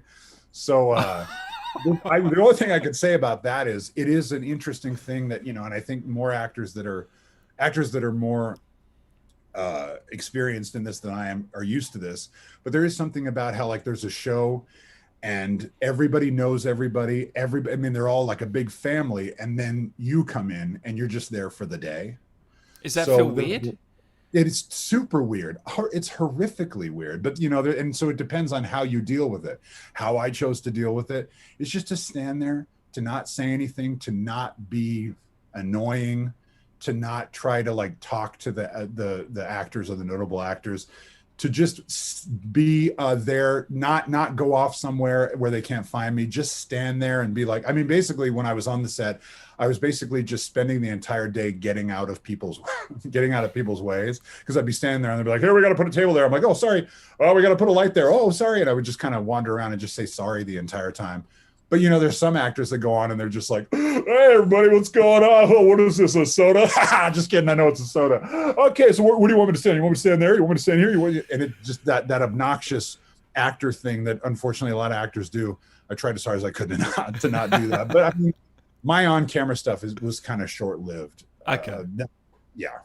No, it's still an interesting experience, isn't it? Yeah, absolutely. Yeah, and I guess there's a couple other shows in there. Most of my on-camera stuff has to do with just smaller stuff. Or I'm lucky enough to have a lot of incredibly talented friends that make a lot of really amazing stuff, and I'm lucky enough that they include me in it.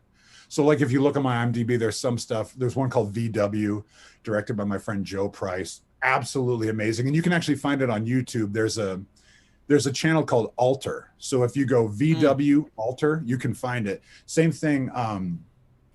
There was another one that was trying to see.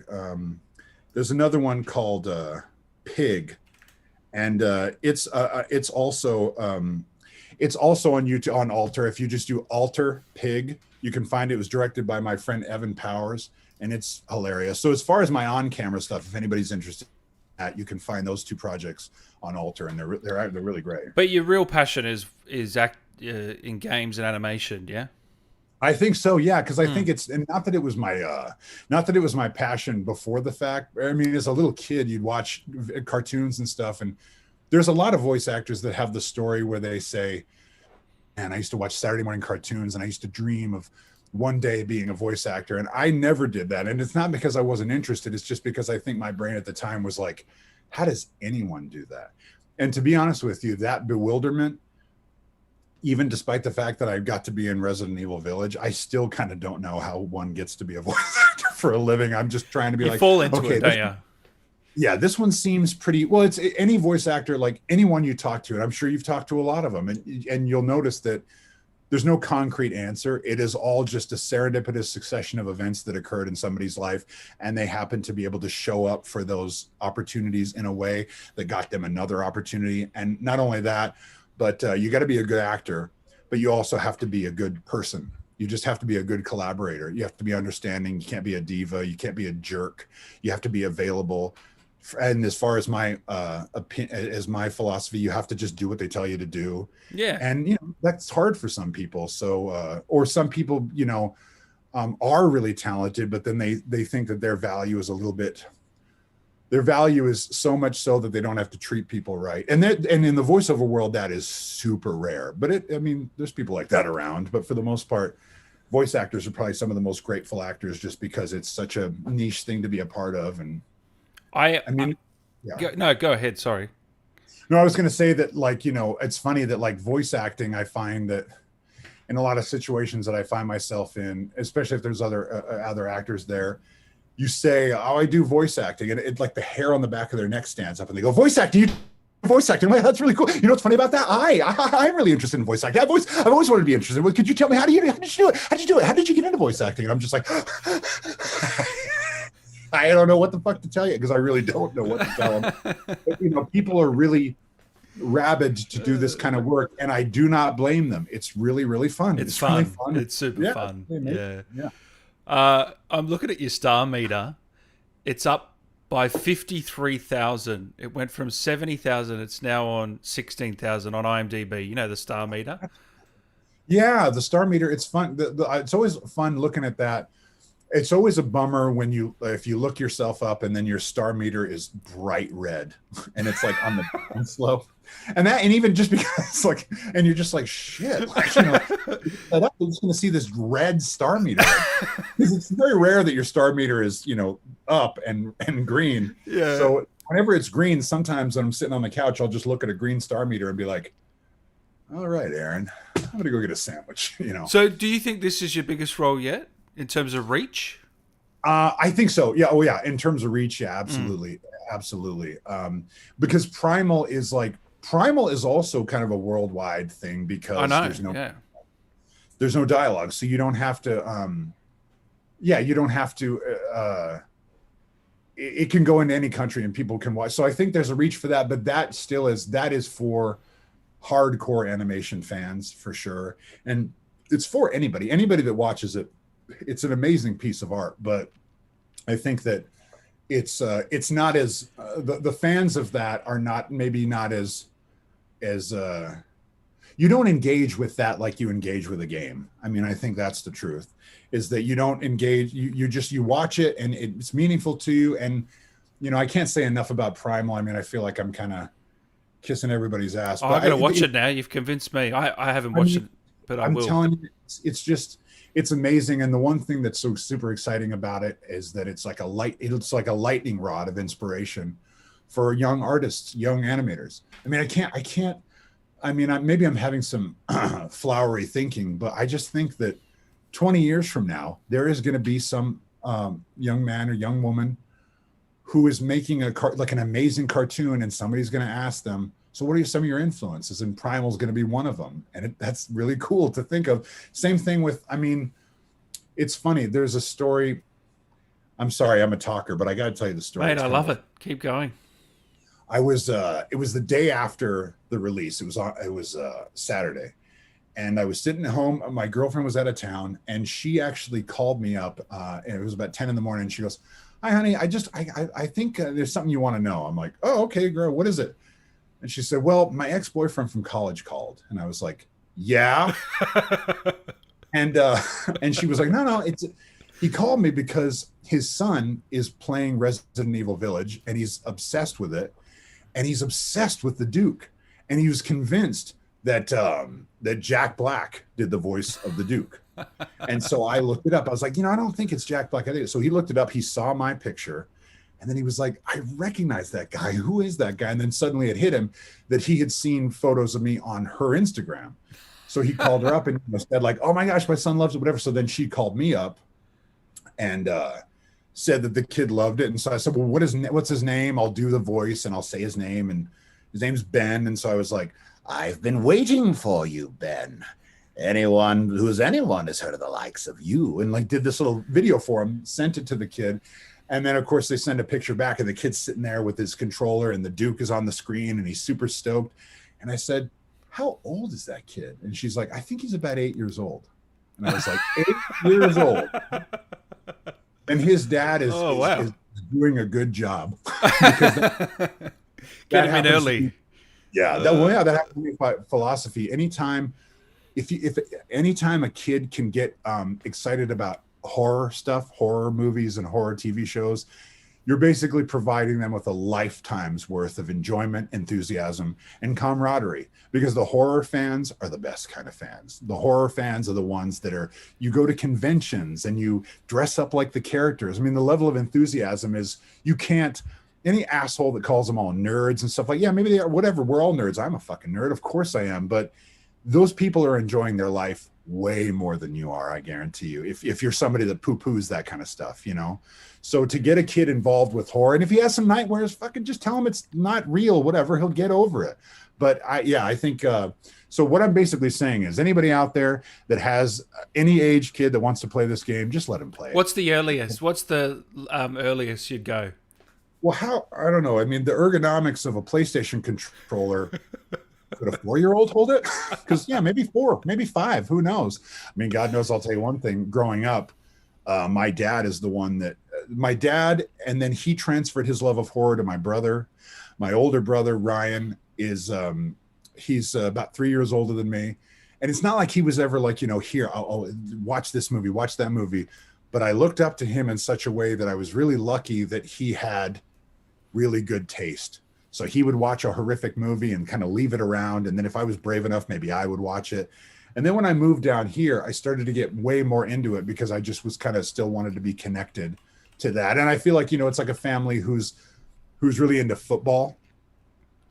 You watch your dad watching football and he's like super stoked or whatever. And so then suddenly you become a football fan. Well, I was watching my dad watch The Creature from the Black Lagoon, and then I became a horror fan, Is that your favorite? Mine, I just watched Alien again the other day. I mean, that is just a masterpiece of a film. Yeah, Alien. it's amazing. I mean, I think out of the Universal monster canon, I think it's The Creature, but one of my other favorites is The Invisible Man.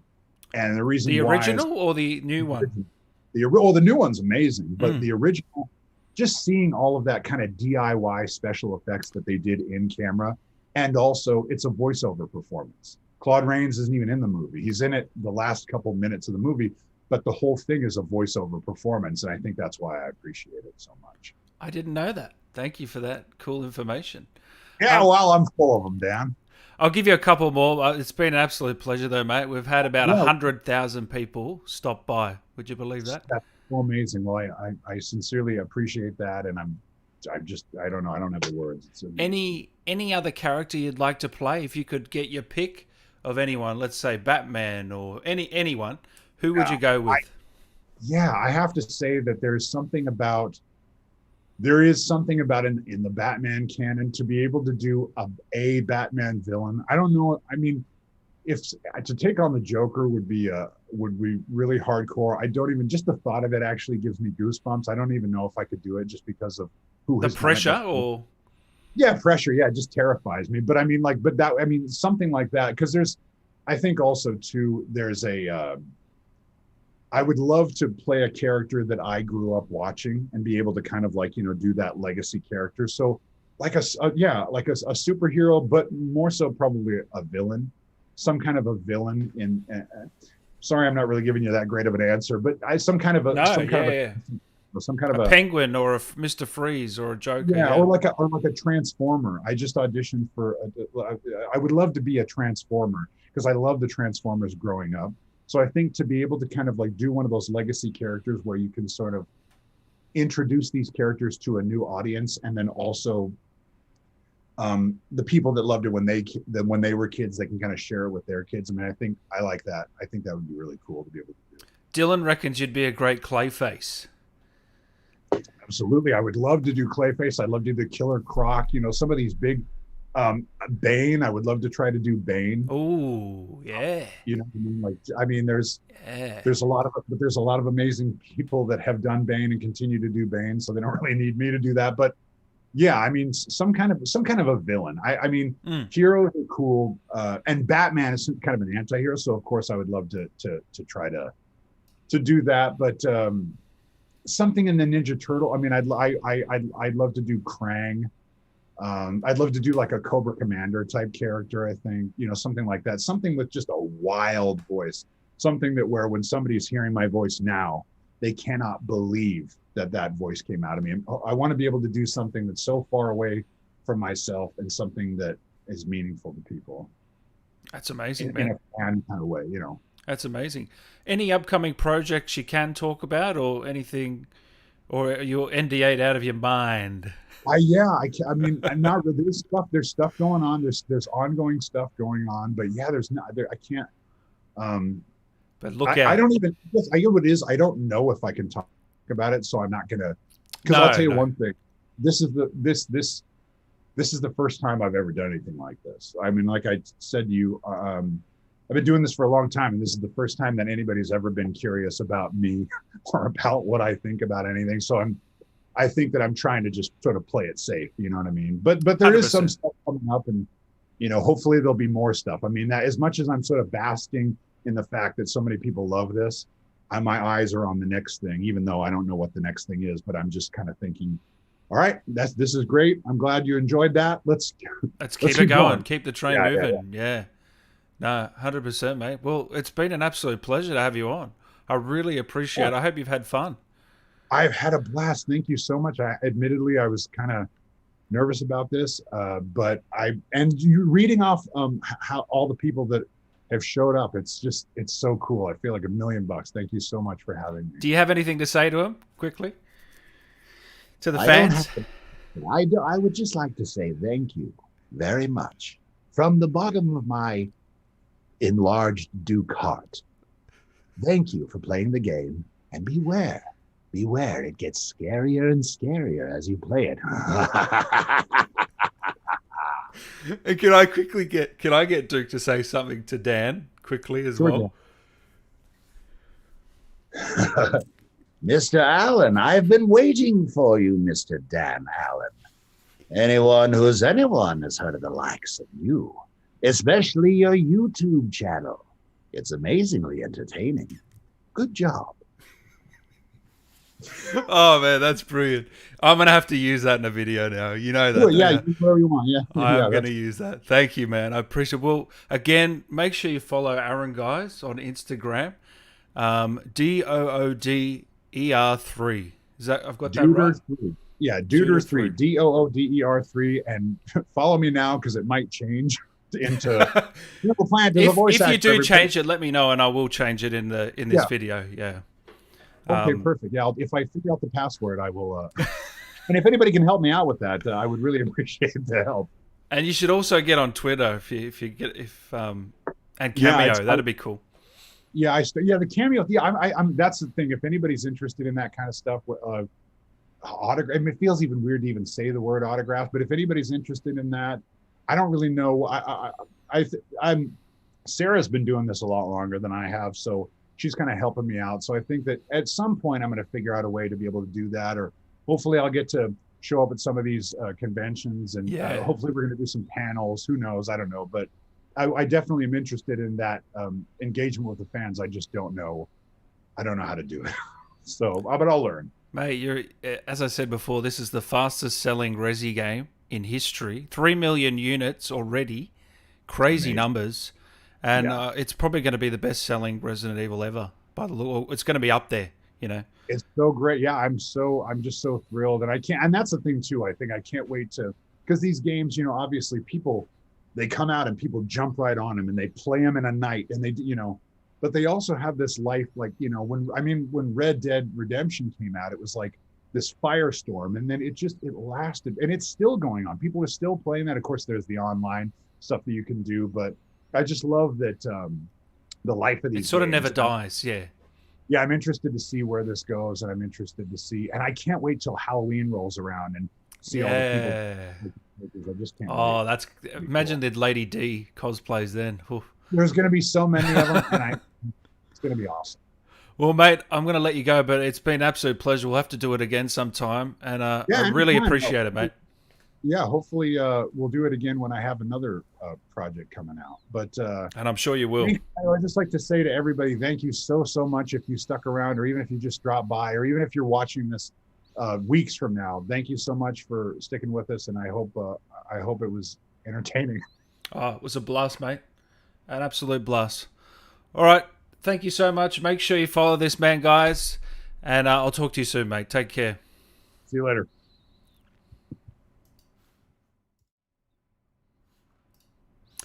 There you have it, guys. The man himself, the Duke, Aaron LaPlante. T.O. X-Garber, you've been here the whole